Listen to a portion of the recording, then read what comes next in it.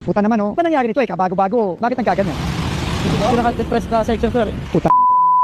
Dapat EDSA rehabilitation ni Bongbong Marcos. Minura ng kanyang asong si Vince Dizon niya awards. Parang minura lang po ninyo ang inyong mga sarili niyan. Minura nyo ang inyong among nakatabingi ang panga. Ang inom-inom, milyon-milyon o bilyon ang pondo dyan sa EDSA rehabilitation na hinayupak na asfalto, tuklap agad. At ito, pag-usapan din po natin yung mga loyalistang tangat mga dilawang tangingot. Kain suka. Lumabas na ang unit team ng mga animal. Ayan oh, Baki at si Chris Aquino, Marcos at Aquino, sanib pwersa ng mga animal. Laban sa mga Duterte. Hindi pa rin kayo uubra. At pag-usapan din po natin, kaunti lang, excuse me po, yung impeachment trial laban kay Vice President Inday Sara Duterte ay kansilado po ngayong araw dahil sa kaliwat ka ng pagbaha, bunga ng flood control na ghost ni Bangag. Magre-resume po sila bukas. Magandang tanghali po sa ating lahat. Palike po muna, pa-share, pa-subscribe at pakipindot po ang inyong mga notification bell para lagi po kayong updated sa ating mga video. So unahin na po natin yung tungkol muna sa impeachment trial. Naglabas po ng advisory ang Senate of the Malacanang Palace na suspendido po ang impeachment trial ngayong araw. Dahil nga natakot ang mga buhaya sa baha. Ang inumin ninyo. Ito, basahin po natin ang advisory. Advisory, work from home. Tanginumin mo, Win Gatchalian, work from home. Lumusob kayo. Samantala mga ordinaryong Pilipino lumusob na. Nasaan ka na Bindalo Erwin Tulpok. In view of Memorandum Circular number 123 issued on August 9, 2026 by the Office of the President and in view of the projected heavy rainfall due to the southwest monsoon, Senate President Sherwin T. Gatchalian is allowing all Senate officials and employees to work from home today, Monday, August 10, 2026. The impeachment trial and plenary session of the Senate today are cancelled and shall resume tomorrow, Tuesday, August 11, 2026. Inumin, natakot yung mga buhaya. Ba't kayo takot? Meron bang baha sa Senado? Wala naman yatang baha. Dapat tinuloy nyo yung impeachment para magkaalaman, anak ng kagwang. Kung ayaw nyo nang ituloy yan, huwag nyo nang ituloy habang buhay. Lugi naman tayo dyan sa impeachment na yan. Magkano na lugi natin yan? Milyon-milyon na I think mga 300 million na yung lugi natin dahil sa kawalang hiyaan na impeachment trial laban kay Vice President Inday Sara. Si Inday Sara tumutulong na po sa mga nabahaan. Kayo, tumulong ba kayo? Mga buhaya dyan sa Senado, Pinglacson, Tuta Soto, Bindalo, Erwin Tulpok, yung mga mayayabang. Yan na nga po, hindi po tuloy ang impeachment trial ngayong araw dahil natakot ang mga buhaya sa baha. At update muna tayo sa baha. Grabe sa Cavite. Kawawa yung mga tao doon. Narito.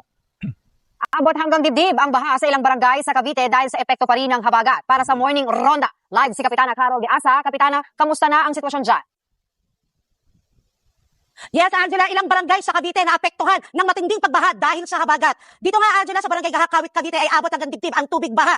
Dakong 1:00 hanggang 5:00 ng umaga nitong araw ng linggo. Agad naman inilikas ng barangay Gahak ang mga apektadong residente at tinatayang mayroon tayo 75 families o 207 na individual ang kanilang nailikas. Kasalukuyan na ngayon nasa evacuation center ang mga apektadong residente dito sa Gahak Marulas Elementary School sa Kawit, Cavite. Agad naman nakapag-supply ng sapat na tubig at pagkain ang ating lokal na gobyerno ng Kawit, Cavite. At kanina, Angela, sa ating paglusong ay ang tubig baha para sa update natin ay hanggang binti na lamang. At ayon nga dito sa ating nakausap dito sa barangay ay dumadaloy naman na daw ang tubig baha sa ilog. At meron pa tayo dito nakapanayam, may mga ilang kasing residente sa loob ng evacuation center ng barangay Gahak na may mga sugat na ang kanilang mga paa dahil nga sa tindingan ng pagbabad sa tubig baha. At ayon din sa ating nakapanayam na 33 years na dito sa barangay Gahak na nakatira, ay first time lamang daw nilang maranasan yung ganong kabilis na pagtaas ng tubig. Dahil noon naman kahit umuulan o bumabagyo ay ang tubig lamang ay umaabot hanggang binti o hanggang tuhod. Dumako naman tayo, Angela, sa barangay Marulas dito rin sa Kawit, Cavite.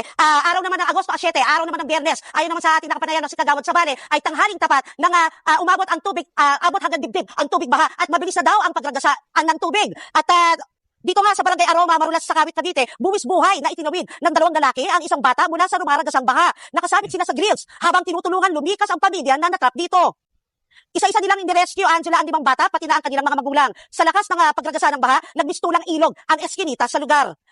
Linggo ng madaling araw, nagsimula ang rescue operation ng Barangay Marulas. Pahirapan ang operasyon dahil nga malakas pa rin ang agos ng tubig. Tinatayang nasa 43 pamilya o 143 na individual ang kanilang nailikas. At ito nga, pakinggan natin yung ating pahayag ng kawani ng barangay at ang ibang mga residente na na-rescue ng ating mga barangay. Wala pong tigil talaga yung ulan. Ando po talaga yung peak ng tubig na sobra taas. Pero the day na pumutok po yung araw, medyo bumaba na po kasi. Naglilo na po yung ulan. So yung tubig, medyo mabagal lang bumaba kasi nga po wala po takbuhan. Natakot na po kami ng pamilya ko kasi ma'am, pinakadulo po kaming bahay eh. Kami na po yung pinakalas doon.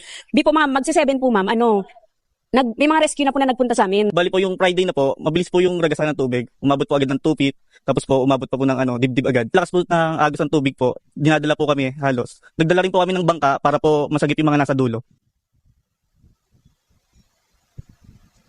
At ayan nga, Angela, no? So ngayon, kanina makapasado 3:00 ng madaling araw, Angela, bumuhos ang napakalakas O ayan na yung update dyan sa baha, anak ng kagwang. Natakot yung mga buhaya na magsagawa ng impeachment ngayon dahil baka sila'y malubog sa baha. Ito yung patunay, mga bubonistang, tanganista, loyalista at dilawan, pinklawan, napalpak ang gobyerno ni Bangag. Alam mo dyan sa Kawit, sabi po ng mga residente, noon, binabaha. Pero hindi kagaya ngayon na yung baha hanggang liig na dibdib. Noon lang, hanggang hindi pa nga umaabot ng tuhod, pero may baha. Pero ito kakaiba yung baha. Dito na nga po natin na talagang masigurado at sure tayo dito. Kaya bumaha po ng ganun kalalim dahil palpak ang flood control at walang proyekto, mga ghost projects, mantakin mo yan. So ngayon, ang pinag-uusapan, impeachment, si Vice President Inday Sara. Di ba ho, dapat ang sumalang sa impeachment ay itong si Bangag. Si Bongbong Marcos, wala namang iba. No? Pero yun na nga, hawak nila ang Kongreso, mga buhaya. Lahat naman din kasi sa distrito ng mga kakampi ni Bangag, binabaha. Maski yung Ilocos Norte, binabaha. Yan ang malinaw, na yung pera galing sa flood control, hindi po talaga nila ginamit sa tama. So pinapasok nila sa mga mali-malita. So ngayon, nagdusa na maraming Pilipino, nadamay tayong lahat sa kanilang pangungurakot sa kaban ng bayan. Ayon nga ho kay Mayor Magalong, bumabalik na naman ang kanilang pork barrel. Ayan, sabi ni Magalong, bumalik na naman yung kanilang insertions, nakuha nila ulit ang kanilang pork barrel. Talagang may pork barrel yan, puro mga buhaya mga kawatan. Basta buhaya kahabang buhay. Yan ang pinagkakitaan ho nila. Yan yung dugo ng mga bampera.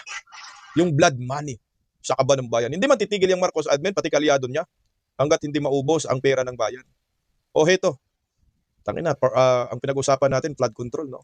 Pero ito, alam mo, mabubuisit ka dito kay Vince Dizon Nagmumura siya, minora niya, alam mo anong minora niya? Ayan, yung EDSA. Siguro napilitan itong hinayupak na to kasi pumunta ng Davao, nagmura. So ngayon ito, pumunta sa EDSA, kita niya, tuklap yung aspalto. Nagmura. Alam mo, Vince Dizon, sinong minura mo yan? Si Bongbong. Minura niyo mga sarili niyo. Baka sabihin niyo naman yan, proyekto ng mga Duterte, mga anak ng kamuti talaga kayo. Ito, si Vince Dizon, nagmura dyan sa EDSA. Ayan. Ay, teka lang, bago natin ilabas yung nagmura sa EDSA, baka out of topic tayo Ito, update po muna natin kasi baka man ang pinag-uusapan. Nasaan ka na, Bongbong Marcos? 8 ang nasawi. Sa habagat lang pala ito 1 ang nawawala at 7 ang sugatan sa epekto ng enhanced southwest monsoon. Luis at Maymay ayon sa NDRRMC. Tangina, nasan si Bangag? Tulog. Ayan, isipin mo, habagat lang may nasawi na. Si former President Rodrigo Roa Duterte, kahit gaano kalakas ang bagyo, wala ka mang mabalitang may nasawi. Pero ito, habagat lang may nasawi na. Ganyang kawalang kwenta ang presidente ng Republika ng Pilipinas. Si Tatay Digong, mga ganyan, 24/7, hindi po yan natutulog. Nagmo-monitor po yan sa mga tinamaan ng baha at bagyo. May press con nga. May conference, ayan. Sa mga kabinete, tinutukan nila kung ano po ang gagawin nila, pinapaalam sa publiko from time to time. Pero si Bangag, Biyernes tulog, Sabado tulog, Linggo tulog. Ngayon Lunes tulog pa rin. Tangina, isang linggong tulog ka. Sa bagay, pag mga ganito kasi mga panahon malamig, sarap matulog. Patangin namin mga public servant kayo, sinahuran kayo ng taong bayan, gumising kayo, mga hinayupa kayo. Trabaho nyo yan, bantayan kung ano po ang nangyayari sa Pilipinas. Ito mga kababayan ko, pakinggan natin itong pagmumura kunyari ni Vince Dizon. Alam mo, Vince Dizon, dumuduterte ka, no? Pero hindi bagay sa'yo na nagmumura ka dahil hindi ka naman kilalang matapang, hindi ka naman kilalang kamay na bakal, kilala kang bulol. Ang minora niya dyan, minora nila yung proyekto nila. Sarili nilang proyekto na palpak. Ang minora niya dyan, si Bongbong Marcos. Sige nga, ang mabubunis ng tanganista, kanino proyekto yan? Si Digong, minora ni Vince Dizon. Minora nila mga sarili nila dyan, mga anak ng kagwang. Tingnan mo. Puta naman Ano nangyari nito kabago-bago. Bakit ang gaganyan? Hindi ko naka-depress na Tingnan mo ha. section sir. Putang ina talaga. Putang ina daw. Kabago-bago daw. Natutuklap. Di paldo ka, Vince. Kanino bang proyekto yan? Alam ko yung aspalto sa EDSA, pinagmalaki pa nga ho ng mga hinayupak na yan. Panahon mo na yan, Vince Dizon. Ikaw na yung DPWH Secretary, yan ang alam ko. Gumawa kayo ng pagkakitaan dyan sa EDSA, kabang-kabang pa nga eh. Yung aspalto nila, yung ano yan, may naiiwan, hindi na aspalto. Merong sa gilid, hindi na aspalto. Eh, proyekto ni Bongbong Marcos yan. Kayo nag-implement niyan. Di ba? Wala na kayong pagkakitaan sa flood control. Kasi nabisto, eto, kunyari, mag-EDSA rehab tayo. EDSA rehabilitation, ginawa ho ninyo dyan. Pero anong nangyari? Ayan, kita ang ebidensya na manipis talaga yan. Nakikita ko talaga yan, manipis lang. Akala ko nga, EDSA rehab talaga na palawakin yung kalsada, no? Para hindi magkaroon ng traffic. Hindi. Nag-aspalto pa ang mga animal, nakaabala pa sa taong bayan, wala, substandards pa. Yan ang maliwanag na substandards. So ngayon, Erwin Tulfo, pwede ba nating paimbestigahan ito sa Senate Blue Ribbon Committee? Napakahabang aspalto po yan. Mula po Pasayang hanggang Caloocan, yung EDSA, rehab nila. Dapat si Bangag ang i-rehab. Malamang bilyon-bilyon na naman ang gasto niyan. Pero hinabagat lang, binaha lang, hayan, tuklap. Naanod. So yung bilyones, inaanod na sa baha. Tang inumin, oh. Kahit saan itong gobyernong Marcos, problema sa taong bayan. So ang minura mo niyan, sarili mo. Ang minura mo dyan, si Bongbong Marcos. Kasi proyekto naman ninyo yan. Alam mo yung EDSA, yung sino bang nakadaan yan, lalo pong pinapasikip ni Bangag, lalo pong pinapasikip ni Vince Dizon. Kaya dapat murahin ninyo mga sarili ninyo dyan. Merong mga one lane talaga, nilagyan nila ng parang harang. Diyos ko, isang kotse na ang kasya. So ngayon ang EDSA sumikip. Dahil po kay Bangag, dahil po sa kay Vince Dizon, na gusto lamang magkakapira, magkakapaldo, ayan, gawa-gawa ng proyekto. Tangin ang ispalto na yan. Magkano yung gastos niyan? Ganun-ganun na lang, nilipad lang, inanod lang ng baha. Ay putya, managot ka dyan, Vince Dizon, hindi po obra yung pamura-mura mo dahil meron kang partisipasyon yan kung bakit nagsayang ng pera ang DPWH. Yan na maliwanag na paldo corruption yan.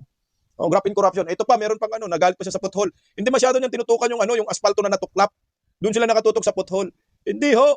Yung aspalto dyan, Vince Dizon, dapat ka managot, anak ng kagwang ka. Murahin yung sarili nyo dyan. Dapat na-anticipate natin to eh. Parado eh. Oh. Ayan, hindi gumalabas oh. Kita mo doon, oh. Tinan mo, ayan oh. Hindi gumalabas eh. Hindi lumulusot oh. So ang nangyayari, since lowest Grabe yung na yun ha. Grabe yung kabang-kabang. Tingnan nga yung bilyon-bilyon ng baha. Hindi nga. point ng phase 1, lahat ng tubig, kita mo naman, oh, lahat ng tubig na bumababa dito, naiiwan. Wala kasi tayong drainage dito eh. Ideally sana, may drainage ka dito sa gitna para nagde-drain siya dito. Pero wala eh. Dahil sa mga barrier ng busway, hindi nakakalabas yung tubig. Nagalit na nga ako sa mga to eh. Bakit hindi man lang na-anticipate yun eh. Iniisip nila, magde-drain naman yung tubig dun sa mga butas na yan. Eh, hindi nangyari. Early this morning, maglalagay na ng gaps dyan para lumabas yung tubig. Tapos, pag inayos natin to, kailangan i-slope natin ng pagganon. Pagka medyo gumanda na yung panahon, ayusin na to ng permanente. Fix it, no cost to government, the contractor has to fix that. And then we have to just make sure that the water does not stay. Ayan, si Vince Dizon, minora niya ang amo niya. Minora niya ang kanyang sarili. Minora niya ang kanilang proyekto. Dumo Duterte, hindi bagay. Bulol. Sige nga, sinong managot yan? Kanino isisi yan? Duterte? Los niyo. Bilyon yan, mga kababayan ko, yung gastos na yan. Diyan sa EDSA rehabilitation na sinasabi ng Marcos admin. Hindi sila nagre-rehab ng EDSA. Kundi sinira nilang EDSA, sikip nilang EDSA, pinapaliit nila ang EDSA, pinapatraffic nilang EDSA. Gumawa lang sila ng pagkakitaan. Yan ay mga useless na proyekto na dapat may managot. Kung natuklap yung mga aspalto dyan, panigurado, lahat ng aspalto yan, kasi pag ang aspalto ganito, pag natuklap na kahit kapiranggot na area, no, bahagi, ay panigurado yan, tuloy-tuloy na po yan. Matutuklap na yan. So ngayon yung aspalto may Vince Dizon, mula Pasay hanggang Caloocan, matutuklap yan. Tangina, bilyon-bilyon yung ginastos ninyo, pinagmayabang pa ninyo yung EDSA rehab, dapat si Bangag ni rehab din nyo dyan. Kahit totoo naman. Kailangan na kayo i-rehab kasi ang laki ng problema ninyo, mga hinayupa kayo. Kaya nagkalit-silit siyang Pilipinas, sabi naman ng mga tanganista. Kasalanan ng mga DDS kaya binaha tayo, tangan nyo. Bakit? Duterte ba presidente? Bakit? Duterte ba yung nag-ghost project ng flood control? Tangina itong mga dilawan, mga pinklawan, bubunistang tanganista, mga walang kwenta. Talagang basura. Ang totoong nagpapahirap sa bayan ay yung dilaw at pula. Marcos at Aquino. Mamaya pag-usapan natin kasi nagsanib pwersa ng mga animal. Kung meron pang tanga nasa EDSA. Nanginang Tore, pumunta ka sa EDSA kasi may baha. Ba't ka nakabarong? Ba't ka nakapamburol? Buang ka. MMDA manager, nagpayong ng pula. Lumusob sa baha, nakapamburol ang animal. Takon nito. Mga kupal-ipal. Talo talaga si Maruhas. Sige nga. Saan ka nakakita? Pupunta sa EDSA dahil may baha. Pero yung MMDA manager nakapamborol. Heartbeat. Tangina nang iipal, nang kukupa lang para sabihin may ginagawa. Pareho lang kayo ni Vince Dizon din eh. Pinapayungan lo nyo. Magkapote kayo. Wala na, kalukuhan na itong ginagawa ni Turin, ni Vince Dizon, ni Bongbong Marcos. Wala nang magandang dinudulot sa ating mga Pilipino. Dapat kayo, pakulong kayo sa kulungan ng mga buhaya. Kaya dahil pag maging presidente man talaga si Inday Sara, wala namang kwenta yung impeachment na yan. Yan, di natuloy, no? May baha daw. Gawa ka ng kulungan dahil explosive sa mga buhaya ni Bangag, sa mga aso ni Bangag. Hintay natin yung mga Rimulya, makukulong ang mga animal. Kasi wala eh, wala namang magandang naidulot sa bayang ito. No?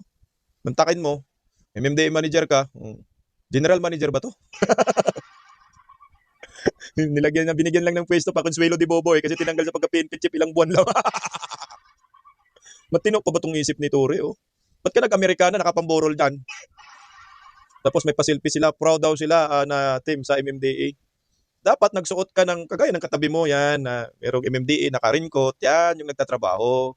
Pero ikaw, buang ka, nagpapaipal, kupal ka lang. Tinalo mo si Mar Kupal, tinaro mo si Mar Ipal. Na nagmumotor, isang dangka lang, tumbagad. si Tambaloslos ba? No? Yan sana yung papalit kay Mar Kupal, puta na bulilyaso, trinidor ng kanyang pinsan tabing yung paka. Ayan na po yung gobyerno ngayon. Alam niyo, niluloko lang talaga tayo ng gobyernong ito. Ang totoong manluloko at mambubudol talaga, ay tanggalin na natin si Benz. Inumin mo, Benz. Murahin mo sarili mo. Murahin mo si Bongbong Marcos. Okay, isarado muna natin yung topic na yan. Benz Dizon, minura si BBM. Ang ibig sabihin ko niyan, yung proyekto ni Bongbong Marcos. Kasi proyekto man yan ni Bongbong Marcos, yung EDSA Rehab. So sino ang minura ni Benz? Hindi si Bongbong. Tapos na tayo dyan. Alam mo, mandaraya talaga itong mga dilawan, pinklawan, loyalista, mambubudol. Saan ka nakita? Ang pagkakaalam ng maraming Pilipino, simula noon, ang Marcos at Aquino talagang mortal na magkaawayan. Di ninyo alam, mga bubunistang tanganista, loyalistang tanga, dilawan, pinklawan. Diba, 1986, EDSA People Power Revolution. Sino ang nagpatalsik sa Marcos? Aquino. Sino ang mortal na kaaway? Si Noynoy Aquino at si Ferdinand Marcos Sr. Pinalayas kayo ng mga Aquino sa Palasyo de Polvoron. Nagkasakit-sakit si Makoy dahil sa mga Aquino. Pinalitan ni Cory Aquino. Kayong mga loyalista, tinarantado kayo ng mga Aquino. Kayong mga Aquino, tinatarantado kayo ng mga Marcos. Yan ang maliwanag dyan. Away-away pa nga kayo sa mall ng Rockwell eh. So ang lumabas nito, niloko nyo, kaming mga DDS, niloko nyo ang mga Duterte sa pamamagitan ng palaka. Kain suka ang mga animal. Eh kung totoo yung pakikipaglaban ni Ninoy Aquino, na nagorgor nga sa airport, kaya nga Ninoy Aquino International Airport yan, ang pinaratangan na bumaril kay Ninoy Aquino ay yung mga Marcoses. Yan yung history na yan. Nasa libro pa nga yan, di ba? Diktador yung Marcos. Nilabanan ni Cory Aquino. So Aquino Marcos naglalaban sa pagitan ng kulay pula at kulay dilaw. So ano na po ang nangyayari ngayon? Putang ina, hindi ba ho nakakahiya yan? Chris Aquino, Lisa Marcos. Ayan oh. Grabe yan, ano na yan? Trending na yan. Actually, kagabi pa nga ako niya, nagpost ako niyan eh. Kain suka ang mga Aquino, mga dilawan, Diyos ko. Wala bang pumuna dyan? So ito yung unitae na pure. O, tingnan mo, sweet surprise. Grabe mga post ng mga bayarang media. Nagpasalamat si First Lady Lisa Aranita Marcos, kina Chris Aquino at mga anak nitong sina Diyos at Bimbi sa ibinigay ng mga advance cake. Advance cake? Nung advance lamay? Sa kanyang post, ibinahagi ng unang ginang ang larawan ng kanilang pagkikita at tinawag na isang napakatamis at nakakataba ng pusong sorpresa ang regalo ng pamilyang Aquino. Putang ina no. Kung buhay pa si Ninoy Aquino, binatukan ka dyan, Chris Aquino. Kung buhay pa si Ferdinand Marcos Sr., binatukan ka dyan, Lisa Marcos. Kain suka. Ew! Yak! Ayan po yung mukha ni Lisa Marcos. Chris Aquino. Ayan ang mukha ng Marcos at Aquinong salot sa lipunan. Yun yung apelyido. Yung dalawang apelyedong Marcos at Aquino, sila po yung mga salot sa lipunan. Sila po ang nagpabaon sa Pilipinas sa utang ng ina nila, na utang na rin natin. Sa kanila nag-umpisa ang pagbagsak ng ekonomiya ng ating bansa. Sa kanila nag-umpisa kung bakit nagkautang-utang tayo. Sa kanila nag-umpisa ang pagnanakaw at paglilimas sa kaban ng bayan, yung apelyedong Marcos at Aquino. Na ngayon, Marcos Aquino pa rin po ang gumagago sa mga Pilipino. Hindi na ba tayo nadala dito? Kain sukay, los. No? O, tingnan mo sa mga tanganista, mga loyalista, mga dilawan, Na kunyari nag-aaway kayo dahil magkaaway yung mga puon ninyo. So wala na yan. Ayan na. Tinuldukan na ni Chris Aquino at ni Lisa Marcos ang Kain Suka Unitae. Anak ng kagwang, kahit magsanipwersa kayo sa 2028 presidential election, wala. Sa iniduro pa rin ang bagsak ninyo. Nik-nik nyo.